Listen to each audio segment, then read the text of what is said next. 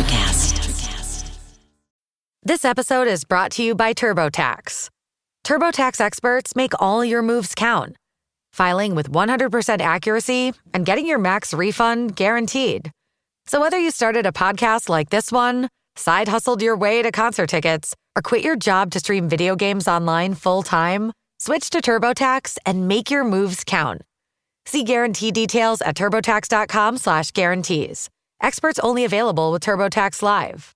Hi, and welcome to Deep Leadership. I'm your host, John Rennie. Well, I hope all is well with you today. This is another special Wednesday morning episode brought to you by our new sponsor, Jeremy Clevenger Fitness, who we featured on episode 145. If you haven't heard that episode, I encourage you to go back and take a listen, especially if you're struggling to get and stay in shape as a busy leader. I have another great show lined up for you today, but before we get started, I just want to remind you to take a look at the leadership books on my website. I've written 3 leadership books, and I recommend you start with I Have the Watch first. It's filled with 22 short stories that will help you become a leader worth following.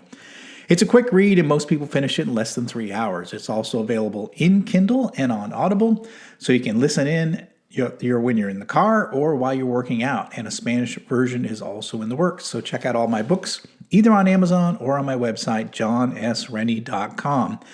Also, I wanted to mention that Deep Leadership is now ranked in the top 2.5% most popular shows out of 3 million podcasts globally, according to ListenScore.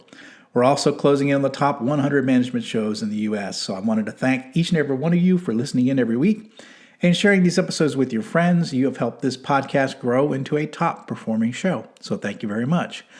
Well, that is it. Today we're going to be talking about how to build a more powerful life and career, and my guest is Kapil Kulshreshtha. Kapil is the author of Play It Full, 7 Steps to Unlock Your Extraordinary Career.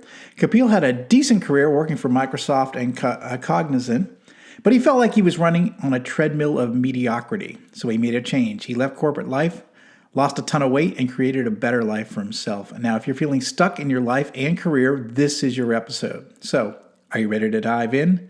Let's get started.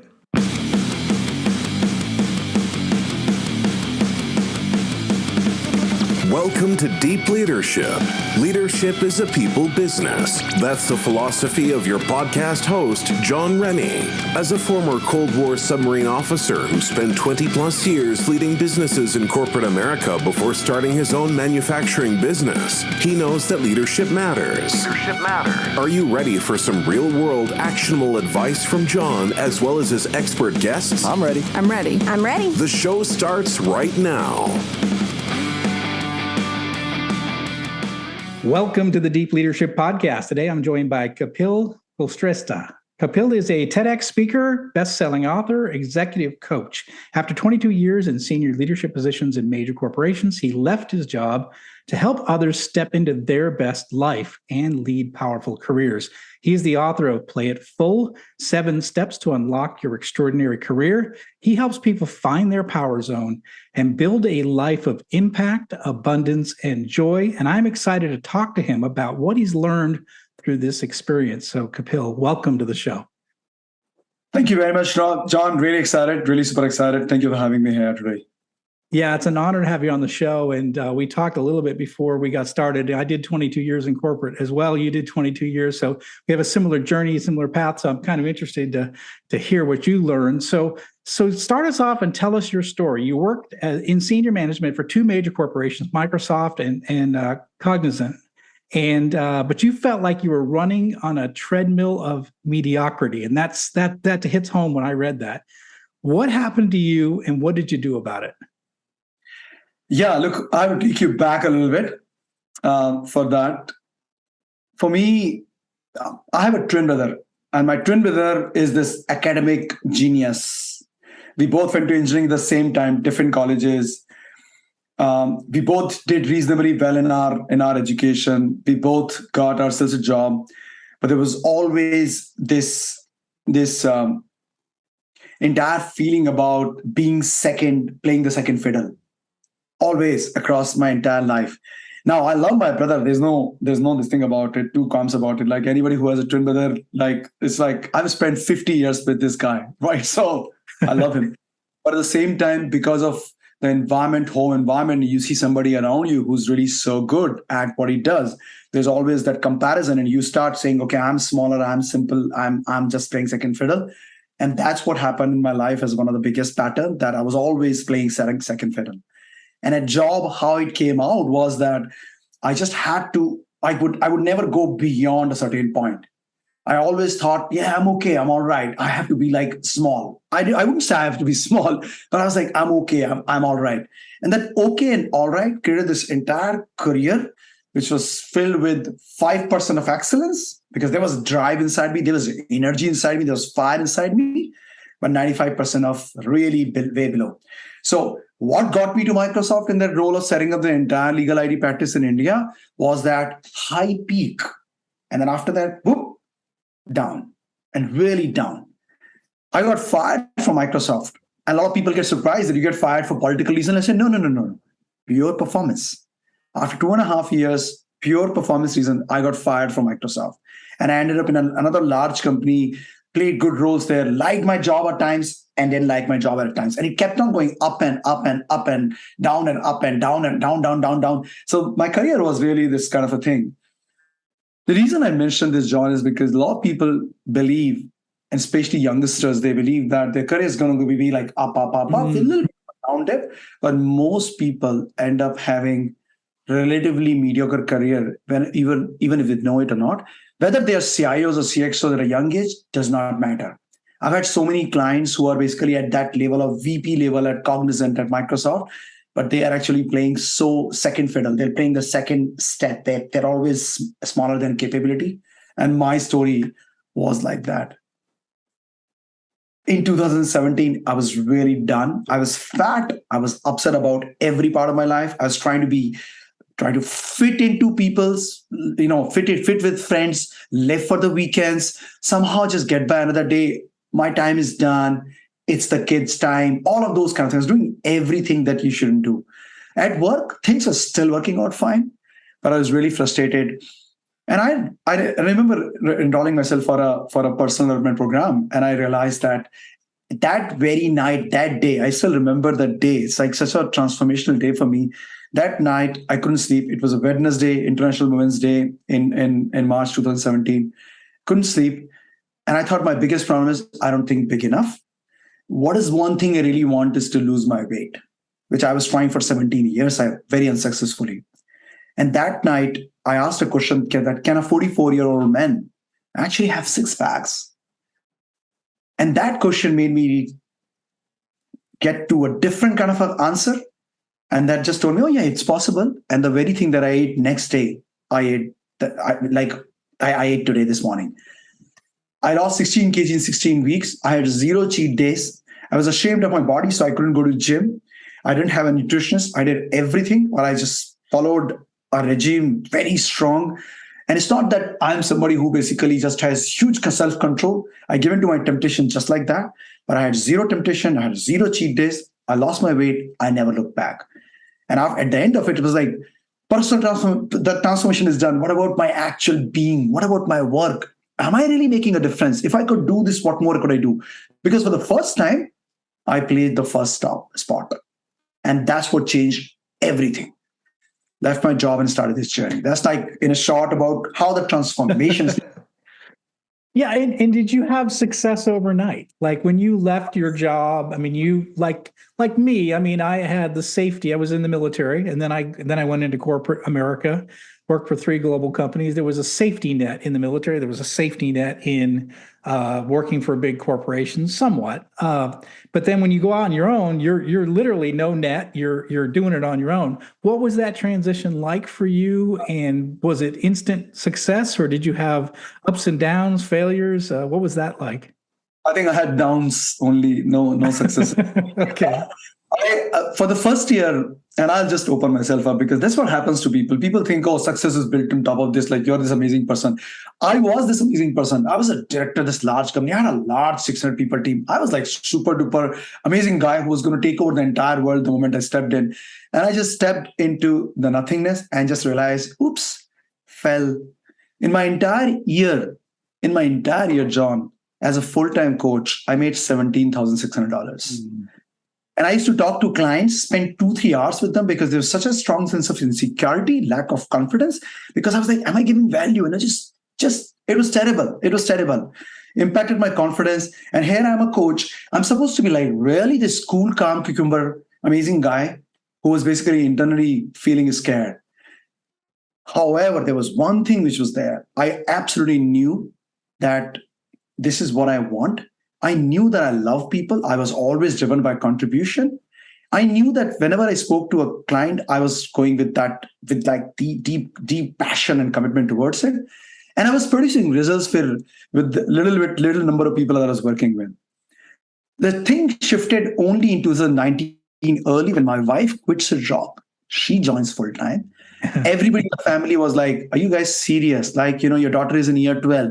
Like one of you should stay in the job. All that happened, we came into this financial massive problem, which by the way is one thing that happens to people from middle class background. No matter where you are a director or a VP or whatever, the moment the monthly paycheck stops, because you've been a servant of that, because expenses and every pattern has been met with that, has been aligned with that paycheck. The moment it stops, it's a matter of within a year, everything will fall apart. It fell apart, came to a situation where we counted that we will have $563 in our bank in 2 months period if we don't get our shit together.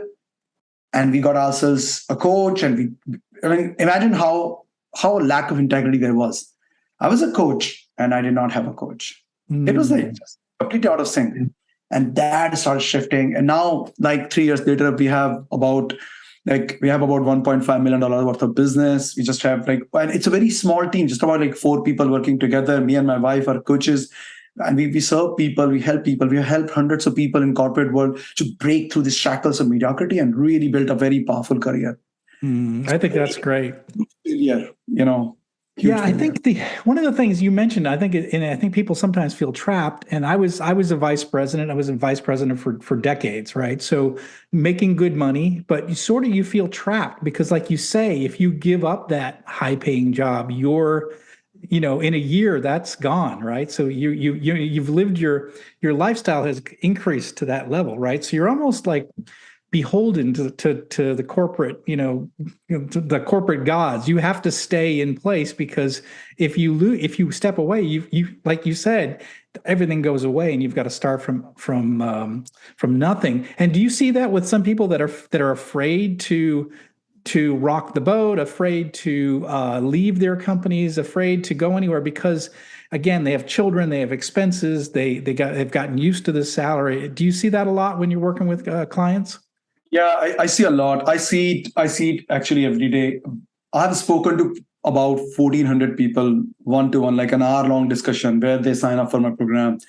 And I see that people have this big, huge, beautiful green dreams. I want to have whatever, let's say physical, six-packs, body. I want to have beautiful relationship with a partner and love the world and impact the world. And I want to make $1 million. People have these big dreams, and it's fine. The moment you start talking about the constraints, the downward arrows, which is that I have the dream, but I know in the back of this head, there's a voice that says, you don't even deserve it, man. Yeah. Like they have deep chains which are holding them back. And the problem is, and I feel really terrible about, is that these are the chains which are so real for them that they just are not able to break it many times. The big challenge is that constraints are real. They're present. They're today. I can see them. I can feel them. I can feel in my heart, in my life, in my family, everything. But the dreams are intangible somewhere in the future. And they're not surety. There's no surety that you'll get there. And most people drive their life with statistics. 90% people, X% people make money in stocks, so let me do it. People make money in real estate, let me do it. People make money in Bitcoin, let me do it. What they don't realize is that the person who's playing the stock game, the MLM game, the Bitcoin game, and all of it, that person has to be fed. And that don't do. So both things together, the constraints are real and dreams are intangibles. And second, that statistically driven life, that just causes people to just stay stuck for years and years and years and years and years. And then they are old, and like, I had a chance. So a lot of it sounds like it's fear-based, right? So fear of failure, fear of success in some cases, fear of what if, I may not have everything, but at least I have something. So fear of losing out on what little they have. And so they miss out on the big because they're holding on to the little, right? So it's mostly fear-based, I imagine. Yeah, fear-based. And look, here's the thing, fear will always be there. Fear will always be there. What if I'm in this podcast? What if I don't make any difference? What if I just basically mumble away to glory? What if I don't use the right tense? Fear will always be there. A little bit will be there.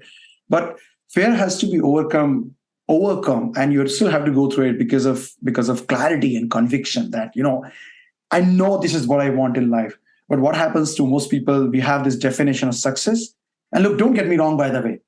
I think everybody should be making amazing amount of money.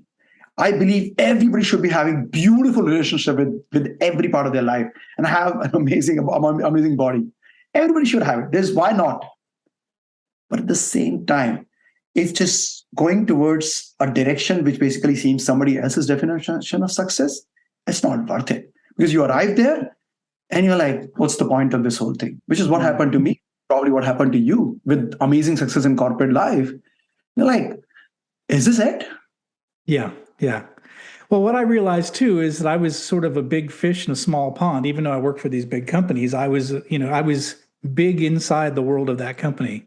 I stepped outside in the real world and I was a little fish in a big world. And I didn't build who I was outside of that world. And, I know you've in some of your stuff, you talk about Grant Cardone. And one of the things that I read in one of his books was this idea of like income streams, multiple income streams. No one ever taught me about that, right? I had one income stream and that was my job in corporate, right? So I was beholden to one paycheck. And so my mindset was, kind of old fashioned. You get a job, you work for a big company, you retire, you get the gold watch. That was the way you did life, right? And I think what you realize and what I realize is that there's life outside of that the kind of a prepackaged way to live your life. There's life outside of that. And I think that's what you've discovered. And you're trying to help people understand that you can be successful inside the company or outside the company, but you've got to let go of some of the things that are holding you back. Absolutely. Yeah. So you've written a book called Play It Full. Why did you feel like you wanted to put some of these ideas into a book? Who's it for? Who are the people that should read this book? Yeah. So anybody who's in the corporate life should read this book. There's a story of the name is fictional, the person is real. The name actually is Gobi. It happened to me, one of my teammates, and so the story it's a very real story of this guy. And honestly, when I promoted him after that duration, for me, it just still kills me when I think about it that he took that promotion as a favor. So this book is for those people who really feel that they have more capability in their life. They can do a lot more, but they're stuck in this cocoon. This book is for those people who who've reached a point, they're successful, and they're like, is this it? Is this all I accounted for in my life? It's for those people, and completely transform the way they look at their life, because we talk about this concept of the triangle of life, which is your health, your physical and mental and emotional health, and your relationship with yourself first, and then with the community, with the family, with the community, with the world, and then your achievement segment, which is about the money you make, the impact you make, and everything can be made big rather than making you. So the balance, it breaks away that entire perspective of balance that, this is boring, being on a seesaw is a really boring thing. It has to move. So this book is really, really all about that. We wrote it 3 years back, more than 3 years back. So a lot has changed. It has evolved a lot. And that's why people need to be a part of my tribe and look at it. But yeah, I wrote it for those people like myself. And the only thing I do, by the way, is what I went through, what I solved for myself. That's the only thing I do. We'll be right back after a quick word from our sponsors. Leadership skills are like any other skills. You need to practice them to get better at them. Best-selling leadership author John S. Rennie knows this. That's why he's written a new book called You Have the Watch. It's a guided journal for leaders designed to take you through an entire year of leadership training. By the end of the year, you will master 50 of the most important leadership skills. If you want to have a greater impact on the results and people in your organization, go to youhavethewatch.com and pick up your copy today. This podcast is brought to you by Jeremy Clevenger Fitness. As a high-performing leader, you know that leadership isn't about telling people what to do, it's about leading by example. And for most people, the one area they are lacking when it comes to leading by example is their health and fitness. By improving your health and fitness, every other area of your life improves. But how do you get and stay fit as a busy leader? Well, you do what you've always done. You hire the best person for the job. Now, don't struggle on your own. Put Jeremy Clevenger on your team. Jeremy will work with you to help take your physique, mindset, nutritional habits, and more to the next level with his step-by-step, all-inclusive coaching program. Now, I've worked with Jeremy for the past year, and I'm in the best shape of my life. So if you want to step up your game, reach out to Jeremy at jeremyclevengerfitness.com to find out more and get your initial consultation scheduled with him today. This episode is brought to you by the Fraternity of Excellence. The Fraternity of Excellence is an online and real-world community for men who are looking to improve in all areas of their lives. The men of FOE are working together to become better husbands, fathers, and leaders at work and in their communities. They live by a simple philosophy: as iron sharpens iron, so one man sharpens another. Now, I've been a member for more than 3 years, and for me, I finally found a brotherhood of men that I was missing from my time in the military. Now, I love being around guys who are dedicated to becoming a better version of themselves. So if you're interested in becoming a man of excellence as well, go to fraternityofexcellence.com, or you can reach out directly to me to learn more. This episode is brought to you by TurboTax. TurboTax experts make all your moves count. Filing with 100% accuracy and getting your max refund guaranteed. So whether you started a podcast like this one, side hustled your way to concert tickets, or quit your job to stream video games online full-time, switch to TurboTax and make your moves count. See guarantee details at turbotax.com/guarantees. Experts only available with TurboTax Live. You tell the story in the introduction about, I guess, an employee named Todd. You call him in the book, but just when I read that story, I saw so many people that I worked with in that same position. And I don't know if I got the story all right, but for years and years, he would get sort of subpar performance reviews because his manager had requirements that they had a bell curve, and you can only have a certain amount of people in certain areas. So he had like kind of not quite high enough performance reviews to get promoted, but just good enough, and then thinking that he was going to finally get promoted, then he has a new boss, and then they start all over from ground zero. So here's somebody who came into the company excited, enthusiastic, thought he was going to change the world, and then got into the corporate grind and this bell curve of performance reviews, and just found himself like, well, what am I doing here? And he finally got an opportunity to get an advancement, and it's like too little, too late. I don't know if I'm summarizing that story, but I've seen many of my employees fall into that. I've been the guy that had to give the low review because I couldn't, because of the bell curve that came down from corporate. I saw that. I mean, that's tough for people to deal with that in their lives. Yeah, and there's only one. You got it completely right, John. There's only one part which is basically this guy was the blue-eyed boy in the beginning. Yeah, and he did high rating, but then this year the budget is low. So even when he had the high enough rating, the budget is low, and he got just compressed and compressed and compressed. Worst thing, I don't remember if I put it in the book or not in detail, but worst thing, when he was crying, sitting on that place, worst thing he said was that my family stopped respecting me. My parents, and that's the entire reason why I came to Australia. It was like, family stopped respecting me, so I had to show something. And imagine it happening to a man or woman that they work for a long time, and then the family says, "You're no good." Yeah, and that's terrible, and we have got to change that. So I'm glad you're on the show, because we're getting people information to be able to change that so they can get off that treadmill. So let me ask you this: what's wrong with corporate life? How should people be thinking differently about their lives and careers if they're working for these big corporations? They thought it was the right thing to do. They're working for these great big companies. What should they be thinking differently so that they don't end up like our friend Todd here?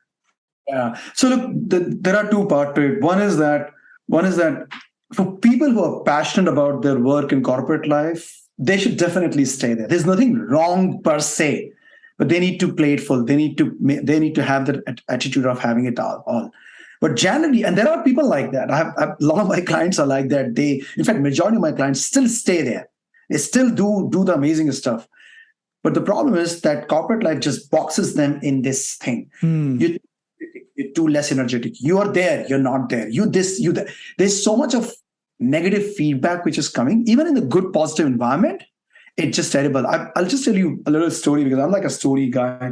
There was this guy who was working for Amex, stuck there for 8 years. He became a director at Amex at like 33 years of age, and he had the entire world open in front of him. But it's similar to Todd's story. It just went down. Finally came to a point where he would be in a meeting with regional head and making a presentation to them every quarter or so. And absolutely every time bungle it up. And he stopped caring. He would just shrug his shoulder and say, whatever. His presentation wouldn't even go 2 slides beyond. And he was like, he lost like complete confidence, everything. Then we spoke and he was like, I need to do this. Oh, should I do this? It's very expensive. Oh, yeah, I'm going to do this. In about 6 months, five months, he got awarded with the top 3 awards at Amex. And nobody in the history of Amex ever got all the 3 awards and that level of promotion together. He was the only guy. And I asked him recently, because he came to one of the events, and I said, Sahil, do you think you're the only person? He said, I'm 99% confident that the President's Award, the Chairman's Award, the Innovation Award, nobody got them together at the same time. I got it. Then he got promoted from platform services and support. He moved into data warehousing, where he had zero data warehousing background. What most people do, let me get a certification. And I get certification. This guy, I got that first. Let me just get promoted. Not only that, 1 year and 2 months later, now he's being tapped by the chief delivery officer of Amex and saying, Sahil, let's talk about your next level, which is SVP. So I want people to think that this guy is not an exception, or somebody getting like 3 promotions in a year, 2 years are not an exception, not exceptions. We've all seen those people who are like really going up. And we think, I'm not there. They're like exceptional. I want people to think that they have that possibility if only they give themselves a chance. And that chance is the whole start of a whole journey. This is my biggest thing. Whether it's promotion, then they discover as what they want, or VP or CEO what they want, or they want to have their own gig, whatever it is, they need to be the CEO of their own life. And that process will eventually create that possibility for them that money will actually stop being a big concern. And that will just open up their path to look at, oh, now I have abundance. Now I can actually start investing, create my own economy, do all of these things, various things that people think that they should do. It's not a big message. I love it. I love that story, and I love hearing that, because again, like you say, you can be successful inside the corporate world, but you have to go into it with the right mindset and realize that this is a box, right? And they're going to likely put you in, but you've got to figure out your way. How do you not play in that box? How do you push yourself to? And again, I think what you said was really good, which is that you can't just look at others and say, well, they're exceptional. That's the reason why they're moving up. You're exceptional too, right? And I think you've got to say that I have that ability as well too, that I can have that, and I can have that growth. I can do that as well. So I think that we you're right. It's a mindset issue. We limit ourselves based on what we set ourselves, saying, well, I'm just at this level. I'm never going to be a senior vice president, or I'm never going to be a CEO, right? And when you say that, it's limiting beliefs that you're creating on yourself, right? Yeah. And one of the things that happens to people, which is really, really bad, is that they go back and they think, all these great people who are doing this, look at them. They are so fat. I'm not fat. Yeah. Or, look at them, they're so skinny and I'm pretty healthy. Or look at them, they have a bad family life. I have a great family life. So we find these little good things happening in our life, which is everybody has, hopefully. I can do this, I can do that. And we say, no, not my value. People think that if I'm actually going to make it big there, it will have impact on my family life. Fear of success, as you were talking about earlier. It will have an impact on something, but that's the exact opposite of it. I've seen people who are super successful. When I was in Orlando just last 2 weeks back, and I saw these entrepreneurs from like 5,000 people, super successful people, having actually good body. something which is there. They will live longer because of not six packs body, but because they are taking care of their health, their body. And actually, you could see some of these couples really in love with each other. They are having it all. And these are not exceptional people. Now, I know I am having it all. I am having it all. I was fat. I was upset about every part of my life. I'm 50-year-old in like about 12 days from now. And I take care of my life. I take care of my family. I take care of my every part of my this. I'm having it all. It doesn't mean I have to have $10 million or $5 million or $800,000 or $200,000. It doesn't mean that. It's just that you can have it all. It's possible. The definition of that, the blueprint of that has to go through shift. And honestly, when people feel like, let me be satisfied, I think that's when they say, let me die. The dissatisfaction, like when there's something going wrong in the world, which I'm passionate about, as long as that thing is going wrong, how can I be satisfied? I have a responsibility. So I take the dissatisfaction and make it a fire inside me and start impacting people and be fulfilled in the process every single day. That's what it's about. Even if it's in corporate life, people can do that. And I know a lot of my clients who suddenly start leading with love and impact within their corporate journey, and they touch people's life in a different way altogether. That's possible. Completely possible. I love it. And I love that you talk about the fitness side of it too. I think it's really important. We talk a lot about this on this podcast. So, and we've had lots of guests on here just talking about the physical fitness side of it, the health side of it, and what it does to your rest of your life when you have that under control. And it gives you confidence. It gives you, it gives you energy. There's so much that goes with it. It's a big part of it. One of our major sponsors is my personal trainer who sponsors this podcast. So we're very much fitness, pro fitness here.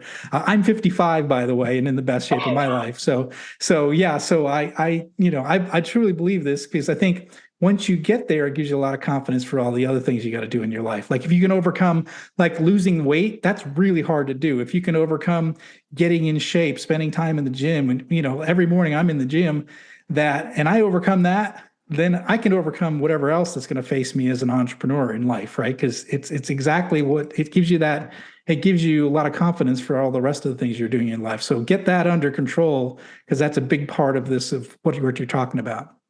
Yeah, absolutely. Yeah, I love it. So in the book, what would you call? Is there give us a quick summary of what the Play It Full strategy looks like? Yeah. So look, I think I covered it. This, which is the triangle of life. That's really the core of this entire thing.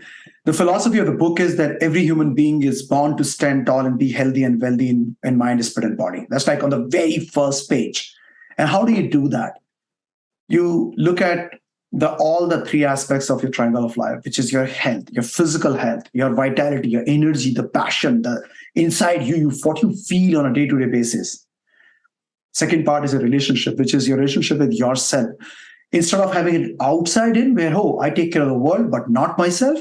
Like, it's a surprise how many people I talk to, and they have never really done anything for themselves. They're feeling constrained in life. Like, really, live for yourself first, and then go beyond. Especially from people from Indian subcontinent, that area. Sacrifice is a virtue there.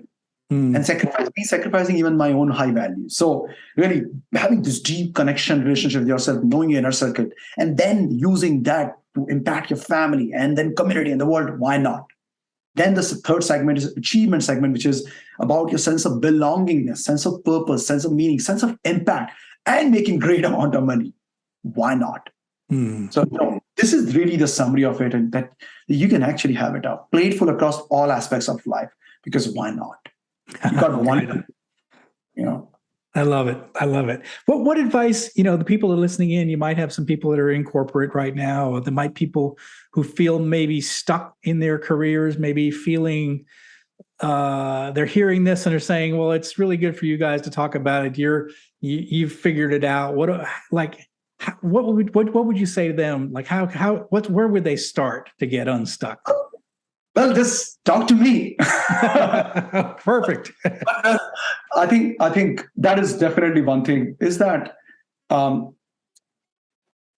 every single person there out there has got dissatisfaction in their life. And the entire thing about mindfulness and meditation is trying to make them believe that there's something wrong with them. And they're asking them to suppress it. So one thing I want people to get it is that there's nothing wrong with them. Everybody goes through that. There's nothing wrong with it. There's something wrong with certain aspects of life. There's something wrong with that. Life is not about fixing and somehow becoming this perfect being. Life is about expanding who you already are.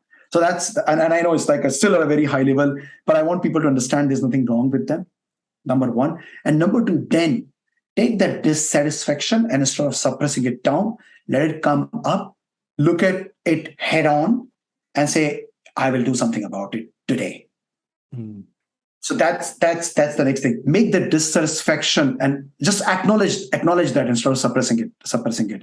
And then after that, understand that if they continue to do what they have always done in Einstein's words, they will always get what they want. And they will have to not just get out of their comfort zone, but actually go way out of their comfort zone. Reach out to people who have done it before. Yes. The shortest possible path. I know the biggest reason I failed in my first year. And I did not, John, I had to go through that journey. I didn't have to. Oh, you have to go through the fire to become like Steve. No, I did not have to. It was stupid. If only I had thought about it that I should get myself a coach, it would have been different. And that's exactly what changed my life completely. Every single time when something hits the fan, it was somebody else's intervention. Because in my own forest, I'm just going to see only trees. Yes. My coach can see the forest and tell me, chop a little bit, go in right 20 meters behind those thick shrubberies. There's a path. So really, that would be my advice, that do not have to sit there and wait for it to happen. Make it happen. I love it. Such great words, such great advice. Kapil, how can people find out more about you, the services you offer, and your book? Cool. So look, the best platform for me is really LinkedIn. I've got around 1,000 followers. My wife has got 25,000. She writes better content than I do. I guess that's the but we got there from 300. So, it's a lot. We share content on it every day. So that's a part which is basically, stay connected there.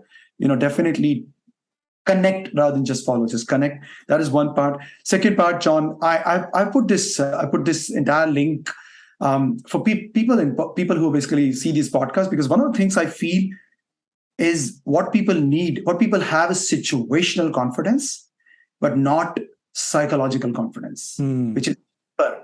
So I put this, like, there's a lot of stuff, but I put this training for people. This is a video training for about an hour or so. And then there's also a goal setting in a different way. So if they just go to plateful.com, which is, it's like plateful, plateful.com/podcast special, they'll be able to go through the entire training, and they'll be able to, and they have a way in which they can connect with me there as well. But if they just go to this plateful.com/podcast special, that's it. They can do that. My book is on Amazon. They can take a look at it and get it from there if they want to. But I would say start with the podcast special link, because that solves at least one problem. Instead of solving the entire world hunger problem, it solves one problem. And I can promise them that the confidence will go through the roof. And it's not just motivational, because I don't like motivation. I like motivation, but motivation is very effervescent. It just comes and goes. It actually talks about the actual concrete action that they can take to actually feel the conviction and confidence in their heart that I deserve greatness. That's fantastic. Well, I really appreciate that. We're going to put links in the show notes for all of those resources, but take a look at that. The podcast special link, we'll put that in there so that you can get started. That's a great resource. And I really appreciate, Kapil, that you put that in there. So we'll make that available for everybody in the show notes. So Kapil, thank you very much for coming on the show and sharing your journey, sharing your story, and giving people some hope that they are not stuck and they can get unstuck and they can move forward in their life and really make that triangle bigger. I like that. Make that bigger. Don't live in a small triangle. Make that bigger. And I encourage people who are listening in, go to these resources and figure it out, especially if you're feeling stuck in your role today. Go out there and don't be stuck. Make your triangle bigger. So, Kapil, thank you for coming on the show and sharing all this. Thank you so much John for having me here today. It's really been amazing talking to you. Look, I want to end with this one quote from Brené Brown, which just really touched something in here, which is that she said, the days of engineering smallness in your life are over. Mm-hmm. Yeah, that would be my big message. That is very powerful. Well, I really appreciate you coming on the show and sharing that and sharing everything else in the show. So thank you very much. Thank you, John. Well, that's it for today. Thank you for listening to Deep Leadership. If you like this podcast, please subscribe and share so we can continue to build a world with better bosses. Until next time, this is John Rennie saying take care and lead well.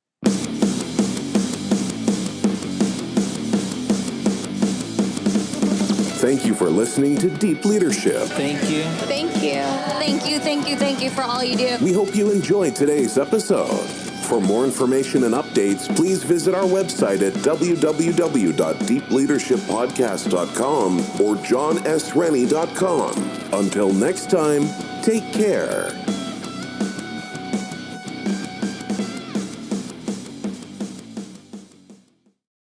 Miles, are you ready to record our promo for Season 2 of the Wanna Bet podcast? David, have you ever seen a grown man naked? Miles, we're not here to quote lines from Airplane. We're here to tell people that Season 2 starts August 18th.